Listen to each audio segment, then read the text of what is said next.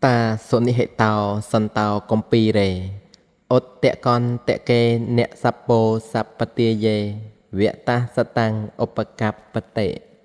cầm nọp trọp đài bục côn cọp tục nông tì trừ miên tì bông phốt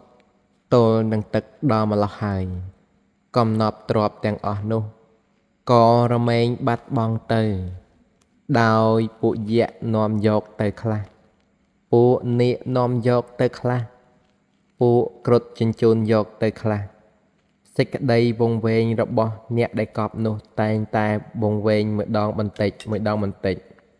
mình du bần màn nhẹ đầy cọp nụ có slap bát tờ cầm nọp trọp tèng ỏ nụ có rô mênh bắt bong tờកំណប់ទ្របដែលល្អប្រសើរបំផុតនោះគឺយកមកធ្វើបុណ្យជាមួយអ្នកដ៏មានគុណនោះ1ធ្វើចំពោះមាតា2ធ្វើចំពោះបិតា3កប់ទុកក្នុងព្រះពុទ្ធសាសនា4ធ្វើចំពោះត្រកូលរៀមច្បង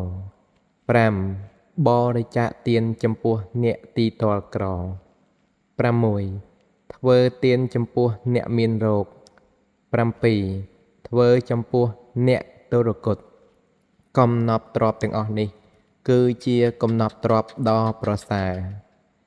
ហេតុដែលនាំឲ្យបុគ្គលមានរូបស្អាតកំណប់ទ្របទាំងអស់នោះគឺបុណ្យហេតុដែលនាំឲ្យបុគ្គលដែលមានទ្រព្យច្រើនកំណប់ទ្របទាំងអស់នោះគឺមកដោយសារបុណ្យ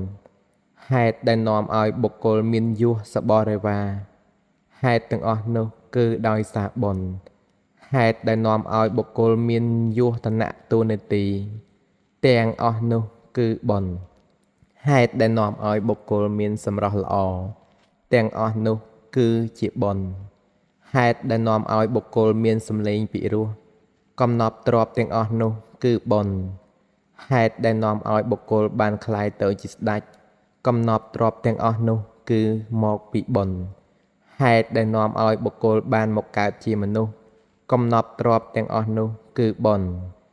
ហេតុដែលនាំឲ្យបុគ្គលបានកើតជាទេវតាកំណប់ទ្របទាំងអស់នោះគឺបុណ្យហេតុដែលនាំឲ្យបុគ្គលបានទៅកាន់ព្រះនិព្វានទាំងអស់នោះគឺបុណ្យសូមអនុមោទនាសម្ដែងដល់អង្គខ្ញុំករុណាអាត្មាភាពព្រះនាមភិក្ខុធម្មបញ្ញោម៉ៅនិមលជាព្រះគ្រូចៅអធិការវត្តអូដំណាក់កន្សែងស្រុកវាវែងខេត្តពោធិ៍សាត់